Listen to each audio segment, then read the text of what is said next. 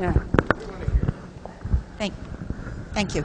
With the redefinition of marriage, are they really trying to get to a breakdown between the idea of what is male and what is female? Yes. And what will that do? Yeah, the question is, are they trying, is part of the redefinition of marriage an attempt also to blur the whole idea of what is male and what is female? I mean, you can think about this at so many levels, right? You can think about it at just the prima facie, first blush, legal level, which is marriage has always been between a man and a woman, and now they say, well, there's really no difference between man, woman, man, man. So that's a very first look at it. But you can really see, if you think about this more deeply, that if the relationship between a man and a woman, with their differences, with their unique one-flesh reality, the way as, they make visible what is invisible with their very bodies as well as their lives, if you really think about that and think about the attempt to deny that's not true, it kind of takes you all the way from this very first blush level to the deepest level of original sin, right? Denying that God is God and that God has made things in a way that is X versus Y. And I see this in particular not just in the lesbian gay aspect of it, but the bisexual transgender. And I've seen people do a much closer, finer analysis of that than I am. But these lawsuits where people are winning lawsuits because they're a man, dressed as a man who wants to go into a woman's room. And they're winning lawsuits because what they're saying is, the right at stake is my right to express to you with my lips, even if not with my body or anything else, that I am a different sex. And you have to accept that I am expressing it that way. I mean, how far removed is that from where I started, which is marriage is a coming together of a man and a woman for better and worse and a noble social purpose. It's simply self-assertion. And those people who think that same-sex marriage and the conversation about it, and the, quote, conservative case for same-sex marriage says, look at all we're doing for marriage. We're saying marriage is so special that we want in, right? It's so special that we want in. But the response is, no, wait. First, in order to get there, you have to say, there is no legal or social or cultural difference between the fact that a man and a woman together can make and rear a child in an unusually favorable way and what you're doing. And if you look at the actual brass-knuckle arguments being made when these plaintiffs hit the courts, what they say is that it is completely unfair for the state to distinguish between what their bodies can do as man and man or woman and woman versus what a man and woman can do, because rearing children is utterly unrelated to marriage. So when they tell you, don't worry, we're really just supporting marriage, that's just words. They may be saying, I want marriage because it's so great, but they're saying, and by the way, marriage is totally different than what I said. It's all about me. It is you're conferring a right for me to have X. It's all about my individual rights. I did a piece, I forget what state, okay. Yeah, it was Madrid. It was Saturday. My brain is still somewhere. And I went through all the American cases on same-sex marriage at the state level and showed what the state said it was granting. And what it said was the state is granting a right to this individual to access the state benefits that are given to people who have the word married next to their name, because we don't want to discriminate against this individual's way of expressing themselves sexually. That is not about marriage. That is not about the couple, let alone about children. So I really do think you can, again, see this at the top level, or you can see that it is an attempt by the human person to say, nothing is given. Everything is constructed by the human person. Yeah. Other questions, please. Yes.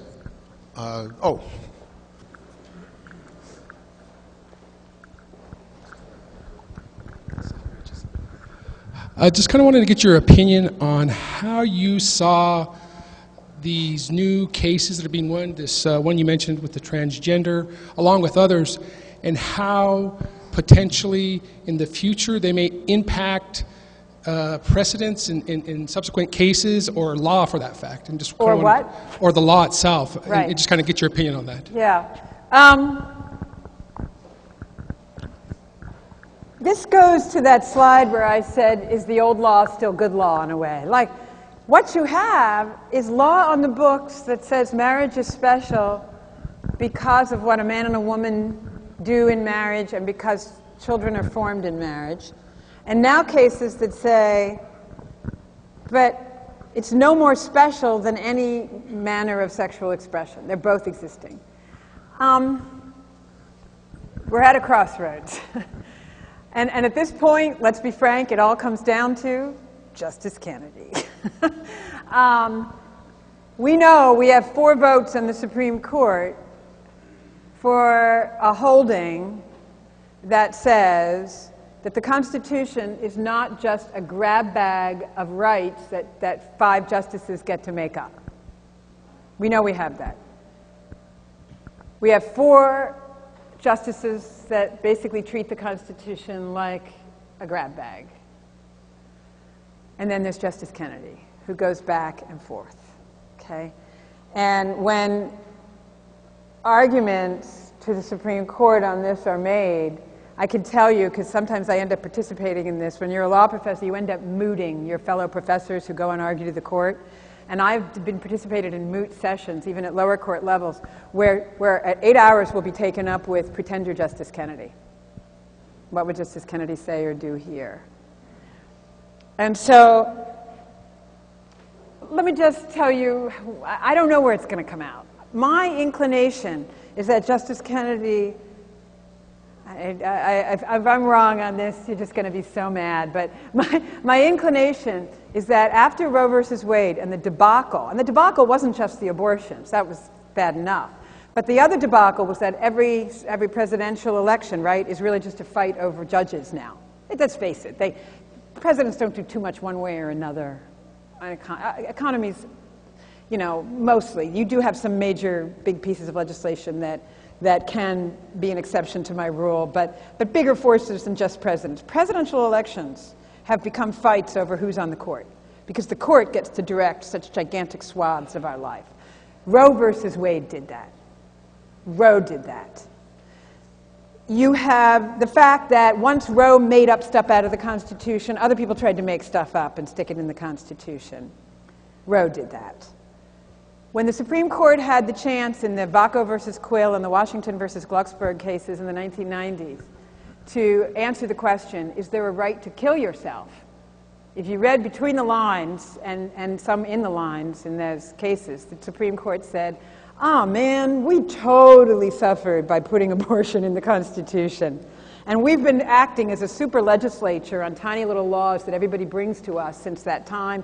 I don't think we want to do that on euthanasia. No, we're going to let the states decide. We don't want to see these laws anymore. It is my hope that Justice Kennedy, who will not want to be known as the man who stopped same-sex marriage in his tracks, will say, it's not in the federal Constitution, and states can fight it out state by state, which is already the case. I mean, no worse than we have now. And he still wouldn't feel, unlike Roe, which once it said there was no federal constitutional right, even before Roe, you're going to get very few states who allow abortion for 9 months for any reason or no reason. You'll get some states that allow same-sex marriage. We've seen that. You'll have popular backlashes, maybe. But I think Kennedy wouldn't be in the same position as if he overturned Roe if he refused to put marriage for same-sex couples in the Constitution. That said, let me tell you that Charles Murray, in that book Coming Apart, had some kind of interesting observations about where we go from here.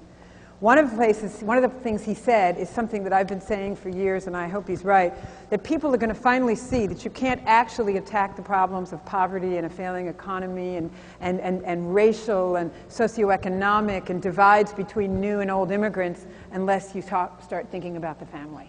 And that maybe we'll finally get wise on that. That maybe we'll come to that conclusion. And if we really want to be America in the sense of being self-governing without the government having to run our lives, because our families are so fallen apart that they cannot provide the kind of insurance and capital that they used to, that he thinks that's one possibility. He thinks another possibility is that, and I'm sure Europe loves to hear this, that Europe will frighten us. That we will see, that's one of his things. He says, finally, maybe people will see both the demographic decline and the implosion of the social order in some European countries. When I was in Spain last week, And the protests, 25% unemployment. And among the young cohort, 40%. People in their 20s. You can't sustain a society like that. You won't get married, you won't get babies, you won't get new ideas. And he says maybe America will get afraid of what happened in Europe. And I will tell you that the people who think that we should, no, we need to go further in the European direction. Look at Sweden. I was so funny. I was sitting Saturday night in my hotel, and I was just going to go to sleep, and I got a call, and they're like, hey, Helen, you don't know us. We're the Swedish pro-life movement. Want to go out for tapas? And I was like, the Swedish pro-life movement? How could I say no? So I literally just put down the phone saying to my husband, oh, I'm so tired. I'm going to go to bed. I'll see you tomorrow. I miss you. And 5 hours later, I'm still hanging out having drinks with the Swedish pro-life movement. But anyway, they pointed out to me that in Sweden, right, and I had seen this study, but the government has brought non-marital and married families within 3% of one another socioeconomically. To education and finances, they're within 3% of one another's income. And the non-marital families still have all the bad outcomes that we have here in America, educationally, emotionally. So the idea that, oh, no, we need to go further toward the European social welfare model and completely erase distinctions between marital and non-marital families, it turns out there is something about marriage. There is something about a thick commitment and covenant and attachment to those children, and a long horizon versus a short one, and consequences if you leave, that improves the lives of the people in that arrangement. Okay? So Murray thinks that we'll fear Sweden, or we'll fear the falling apart of America in terms of, the socioeconomic divide, that we'll come to grips with this. And I have that same hope. I also think that nobody wants a replay of Roe versus Wade, where all marriage laws go back up to the Supreme Court over the next 40 years. Okay? Well, those were such stirring words, I almost want to stop there, but I think we've got 2 more minutes. So one more question. If I'm up for it, Father Dennis, very quickly. Being a pastor, I have to realize that half the people in my pews are divorced. Half. Well, I don't know statistically. Well, actually, it's 7% of people with college educations. Right. Well, my question is... It's more if they're poor, indeed, yes. My question is, as a pastor, I'm looking for ways to try to introduce the topic lovingly, etc., without coming across as harsh, or... I guess I just wanted to ask that question, because now I have to look everybody in the eye when I speak to them, and I want you to throw me a bone as to how to introduce this topic. Well, let me try, but that's more Archbishop Kurtz's bailiwick. Let me just tell you, when my husband and I bump into people we knew in college, they'll say to him, do you ever see that bitch, Helen Alvaré? And he'll have to go, yeah. Okay, so I'm not exactly really good at that. Like, I'm better at making arguments. I have to say that's, I just fall a little short on this. But if when I'm dealing with students, many of whom are cohabiting, I'd say my version of this, and then I want to throw it over to Archbishop Kurtz. My version of this is cohabiting students, and about, say, 20% of my students come from divorced homes, if I would, to look over the years, and have been the victim of some horrid joint custody arrangements where, as they say, they never really know where's my piano music and where's my science homework sort of thing, and they'll tell you about this in class. What I do is I talk about how we need to prepare people for marriage because of all the goods that it has, and how I would like to do that. I would really like it if we did that as a society, especially, for instance, in our Catholic schools, beginning really early, introducing marriage, conversation, and education right in the first grades and so. So I talk about all the good of it. I talk about the glimpse that it provides into what it means to love another person unconditionally. And instead of talking about all the terrible fallout. Now, I think at some point, facts are facts, and they have to face that there is some fallout. But I try to dwell on what it is that we need to build up and why. But that's my little offering there. Maybe Archbishop Kurtz. Actually, Archbishop Kurtz is going to have a little word here. Good. Yeah, no, well, listen, a compliment to Helen. We're really blessed to have somebody of Helen's courage, knowledge, and caliber here. It's wonderful. I would just add something, Father, to what was said earlier. Do you remember when I talked about the single parent? And I said, and I've said this in different things, my heart goes out to single parents. They're heroic. But I don't believe I've ever met a single parent that didn't say, boy, I hope my child doesn't have to go through this. And so I would say the same thing for people who have experienced a failed marriage. That I don't think I, in counseling others, have ever met someone said, I wish my own child will go through this. It's pain. And I think if you acknowledge the pain and then say, hey, we all together need to work for solid families. I mean, you may have an occasional person. It's kind of like me when I make changes of priests. I get letters. But in general, I think most people would say amen to that. So I would be bold to say, listen, let me join. You're really joining them is what you're doing. You're saying, hey, single parent, hey, person who has experienced the failed marriage, you in many cases have been heroic. But let's face it, you want better for your children, and we do too. Let's find ways that they can have solid families, marriages in the future. I knew he could do better. No, hey, I basically said the same thing No. Thank you.